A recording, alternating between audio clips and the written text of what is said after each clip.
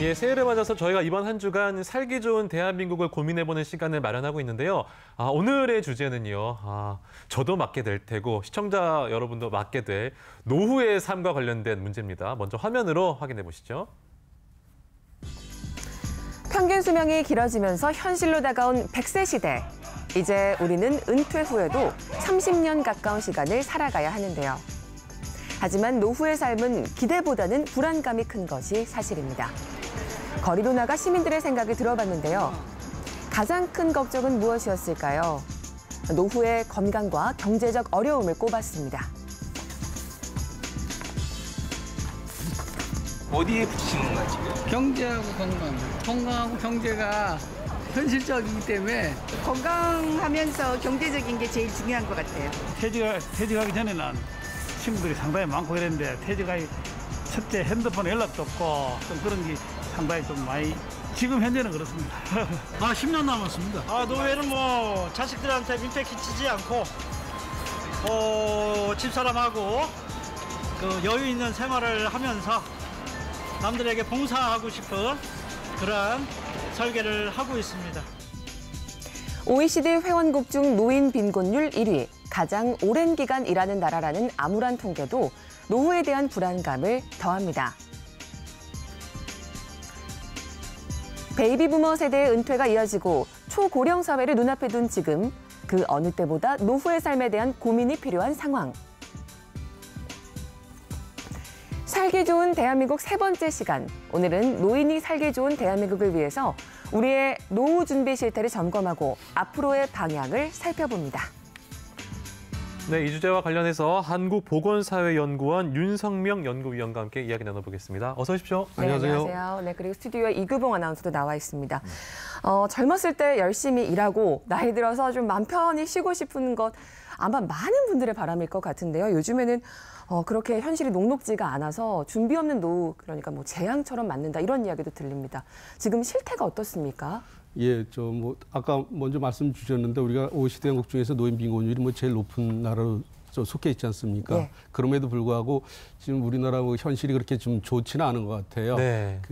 노인 인구도 굉장히 많이 늘어나고 있는데 지금 성인 3분 중에서 1분 정도는 아직도 노후 준비를 전혀 못하고 있는 것 같거든요. 이런 상태가 지속이 된다 그러면 우리 이제 지금 굉장히 좀 오명을 갖고 있는 OECD 회원국 중에서 노인 빈곤율이 제일 높다는 게 상당 부분 유지될 가능성이 또 많고요. 그래서 이제 왜 이렇게 노인 준비를 못하고 있냐고 저희가 이제 이렇게 실태 조사를 해보면 네. 아무래도 여러 가지 경제적 여유가 없다는 그 응답들이 한 40% 정도를 차지하고 있거든요. 예. 아무래도 이제 사는 게 이제 정신없이 바쁘다 보니까 예. 노후 준비할 여력이 없어서 그런 것 같습니다. 그러니까 하지 않는 게 아니라 못하는 상황이라는 네. 말씀이신 것 같은데, 근데 그러면 사실 우리나라 그래도 뭐 전 세계적으로 살만한 나라잖아요. 근데 우리 국민들이 이렇게 노후 준비에 어려움을 겪고 있는 이유가 너무 궁금하거든요. 두 가지 측면을 나눠볼 수 있을 것 같아요. 첫 번째는 학습 효과라는 게 있는데 이제 우리 앞선 세대분들이 굉장히 좀 오래 살면서 노후가 좀 굉장히 좀 좋지 않다는 걸 봤으면 네. 젊어서부터 이제 악착같이 노후 준비를 했을 텐데 예. 우리가 경제 발전 속도가 빠르면서 갑자기 노인 인구도 많이 늘어났고 또 노년 기간이 늘어났지 않습니까? 갑자기 노인들이 늘어났거든요. 네. 그러다 보니까 지금 많은 분들은 막연히 생각은 하지만 내가 그렇게 나이 들어서 오래 살 것 같다는 생각도 안 하고 또 지금처럼 젊었을 때처럼 굉장히 건강할 거라는 생각을 좀 갖고 있다 보니까 그 절실함 정도가 좀 떨어지는 측면이 좀 있는 것 같아요. 예. 그리고 또 다른 측면에서는 이제 우리가 소위 낀 세대라 그래서 55년부터 63년 사이에 태어난 뱀 세대가 한 720만 명 정도 되는데 뭐 이분들이 뭐 여러 가지 경제적 혜택이나 많은 혜택을 받은 것도 사실이긴 하지만 어쨌든 부모님도 어느 정도 또 부양해야 될 의무가 있고 또 자식들 교육시키고 끝난 게 아니지 않습니까? 결혼도 시켜야 되고 또 집값도 비싸니까 거기에 대한 어떤 보조도 해야 되다 보니까 뭐 이렇게 쪼개서 생활을 하면서 그나마 좀 여유 있는 부분들이 자기가 아닌 다른 가족한테 가다 보니까 거의 노후 준비할 여력이 없어지는 것 같습니다. 우선순위에서 노후 준비가 많이 밀리게 된다 이런 이야기를 세월이 이렇게 빨리 갈 줄 다들 모르고 계시는군요. 그런데 준비를 하고 있다고 답하신 분들이 그러면 3명 중에 2명 정도 되는 거잖아요. 그럼 어떤 준비를 하고 있는 건가요? 아무래도 이제 전 국민 대상으로 국가가 도입한 제도가 국민연금 제도거든요. 이 국민연금 제도를 통해서 노후를 준비한다는 분들이 제일 많아요. 한 55% 정도 되고요. 국민연금. 네, 나머지는 이제 뭐 우리가 금융권에서 많이 얘기하고 있는 개인연금들이 있고요. 개인연금. 또 일부는 퇴직연금이 있고 또 국민연금이 아닌 다른 또 공적연금이라는 게 있습니다. 선생님들이 내려본 공무원, 사학, 뭐 군인연금에다 또 기초연금이라는 부분이 있고 또 예금, 부동산 쪽으로 이렇게 또 준비를 하시는 분들이 있는 것 같습니다. 예, 그 국민연금의 소득 대체율이 어떻게 변하나요 앞으로? 지금 현재는 44.5%인데 40년을 가입했다는 기준이거든요. 근데 이게 2028년까지 40% 정도로 떨어질 예정입니다. 그래서 250만 원 소득 기준으로 따지면 이게 기초연금 합쳐서 한 90만 원 전후가 될 것 같아요. 국민연금하고 기초연금을 합쳐보면.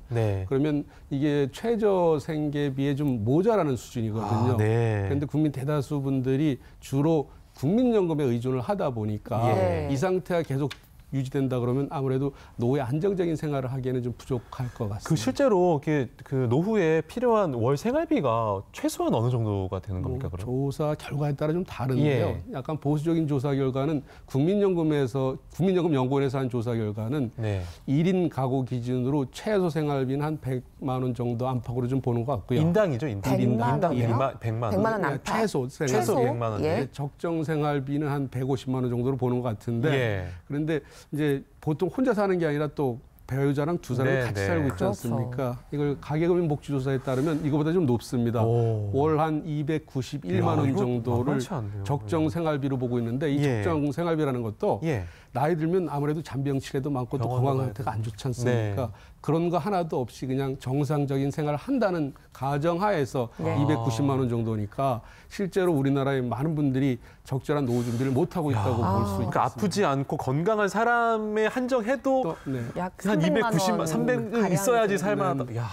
그러니까 저희 부모님들 세대에서는 손주들한테 용돈이라도 한번 챙겨주고 강아지라도 한 마리 키우고 싶으면 정말 돈이 부족해도 너무 부족하다 이런 말씀하시는 것 같습니다. 자, 그러면 노후 준비를 좀 구체적으로 어떻게 대비하는 게 좋겠습니까? 좀 아무래도 뭐 우리가 국제기구 같은 데서 이제 얘기하고 있는 게 뭐냐면 나라에서 중점적으로 제공하는 뭐 국민연금 있지 않습니까? 이걸 굉장히 많이 들으면 좋겠지만 또 이게 부담 수준도 높여져야 되고 또 후세대 부담도 있으니까 소위 말하는 다층 소득 보장 체계라는 어떤 노후 소득 보장 그 체계를 권고를 하고 있습니다. 국가가 운영하는 그 공적연금인 국민연금, 또 하나는 뭐 기업에서 운영하는 퇴직연금, 또 개인이 자발적으로 운영하는 그 개인연금 이런 어떤 다층 소득 보장 체제를 구축하라 그러는데 보통 자기 근로기간 동안 소득의 한 70%를 확보를 하면 안정적인 생활을 할 수 있다고 보고 있거든요. 그래서 국민연금을 통해서는 한 40% 소득 대체를 확보하고 그다음에 개인연금이나 퇴직연금이나 다른 자산을 통해서는 한 30%를 확보할 수 있다 그러면 어느 정도 노후에 안정적인 생활을 할 수 있을 것 같습니다. 그 30%를 어떻게 확보할지를 참 고민을 많이 해보셔요. 저는 퇴직하고 아르바이트 해야 될 것 같은데요. 경제적인 부분 외에도 우리가 이 행복한 노후를 위해서 또 준비해야 될 것들이 많습니다. 경제적인 부분 말고도 어떤 것들이 있는지 전문가 이야기 들어보겠습니다. 어른들이 많이 말씀하시죠. 기승전 돈이다. 그런데 돈이 있어도 건강을 잃으면 아무것도 아니고요. 또 돈이 있다 하더라도 내가 관계에 있어서 행복감을 느끼지 못한다면 사실은 이 돈을 쓸 곳도 없어지는 거고요. 사실 노후는 누가 주는 게 아니고요. 결국은 찾아다녀야 됩니다. 내가 아무리 일어날 힘이 있어도 스스로 일어나지 않는다면 걸을 수 없는 것처럼 실제 내가 어떻게 노년을 살 것인가에 대해서 자꾸 상상을 해보셔야 돼요. 이런 상상의 시뮬레이션, 머릿속에 내 노년은 내 2년 뒤는 내 5년 뒤는 내 10년 뒤는 이렇게 마치 우리가 어린 시절, 젊은 시절 인생의 진로를 꿈꾸면서 그 진로를 현실화했던 것처럼 내 노년을 꿈꾸면서 그 노년을 현실화하는 그 과정이 아주 중요한 과정이 되지 않을까 싶습니다. 사실은 뭐 우리가 고등학교 때 제일 많이 그 꿈을 꿔보는 것 같죠. 진로에 뭐 하고 싶니 이러면 나이 먹어서도 꿈을 꿔야 되는군요. 그런데 어쩌면 더 중요할 수 있다는 그런 생각이 듭니다. 그 노후 문제를요. 개인의 책임으로만 돌릴 것이 아니라 사실은 조금 더 그 30%를 보존해주기 위한 공적연금 제도가 좀 더 강화돼야 된다. 이런 주장도 참 많이 하시는 것 같아요. 어떻게 생각하세요? 뭐 최근 들어서도 이제 국민연금 소득 대체가 너무 낮는 거 아니냐. 이게 또 40년을 가입해야 받을 수 있는 액수인데 우리 한국의 어떤 노동시장 현실을 고려했을 때는 40년이 아니라 40년 직장 생활하기가 힘들어요. 뭐 4, 5정인이 뭐 하면서 한 20년 채우기도 쉽지 않은 거 아니냐. 그러면 소득 대체율 나중에 2028년에 40%는 한 20% 정도밖에 안 되니 이거 갖고 뭐 먹고 살라 그러냐 이런 어떤 사회적 불만이 굉장히 많아지는 것 같습니다. 근데 항상 동전의 양면이 있듯이 많이 드리려 그러면 또 부담을 또 많이 해야 될 거 아니겠어요? 세금을 많이 내야 되니까. 그러니까 우리가 흔히 어떤 비교 기준으로 많이 이제 거론하는 나라들이 뭐 스웨덴이니 핀란드, 노르웨이, 덴마크 같은 북유럽 복지국가거든요. 그 사람들 굉장히 많이 받는데 우리는 왜 이렇게 조금밖에 못 주냐? 우리도 좀 많이 달라. 이게 선거 때마다 굉장히 공론화가 되고 있는 것 같은데. 근데 이제 하나 동전의 양면이라는 게 뭐냐면 그쪽에서는 월 자기 소득의 한 50%를 세금 또는 사회보험료로 납부하고 있습니다. 많이 내니까 많이 받는 건데. 자신은 없어요, 우리는. 우리는 뭐 2018년 우리 국민연금 재정 계산할 때도 이게 좀 보험료를 좀 올려야 후세대 부담을 덜어줄 거 아니냐 그랬을 때 보험료 1%포인트 올리는 것도 우리 사회적으로 굉장히 좀 수용을 어려워하지 않습니까? 당장에 엎어서기 힘드니까 그런 거예요. 네네. 그러면서 받는 것만 자꾸 비교를 하다 보니까 이제 이런 부분에 대해서 우리가 사회적 공감대를 좀 형성하면서 좀 더 많이 받으려면 좀 더 많이 내야 되는 거 아니냐 이것도 있고요. 그리고 어쨌든 우리가 갈수록 사회가 좀 양극화되고 있지 않습니까? 굉장히 또 부유한 분들도 있고 또 뭐 젊은 층에서도 사업이 잘 돼갖고 IT 산업 쪽에서 돈을 많이 버는 친구들도 있는데 뭐 굉장히 열심히 살아도 경제적으로 어려운 분들이 꽤 있지 않습니까? 이런 분들한테 당신 뭐 노후 준비 왜 안 하냐 그러면 그건 뭐 이렇게 고문 같을 수도 있지 않습니까? 이제 그런 부분들에 대해서는 아무래도 정부가 국가가 적극적으로 나서서 노후 준비할 수 있는 어떤 지원을 해주면서 국가가 책임을 지는 쪽으로 가려고 그러면 아무래도 우리가 이제 보통 사람들이 가입하는 연금 제도에 대해서는 그 재정적인 지속 가능성을 확보하는 쪽으로 가는 게 좀 좋을 것 같습니다. 그러면 만약에 인간다운 그 노후 생활을 보증하기 위해서 그런 취약계층까지 살피기 위해서는 조금 더 기본소득을 강화해야 된다 이런 이야기도 나오는 것 같습니다. 어떻게 생각하세요? 네, 이게 우리 또 이 총선이나 대선에서 굉장히 큰 화두가 될 것 같은데요.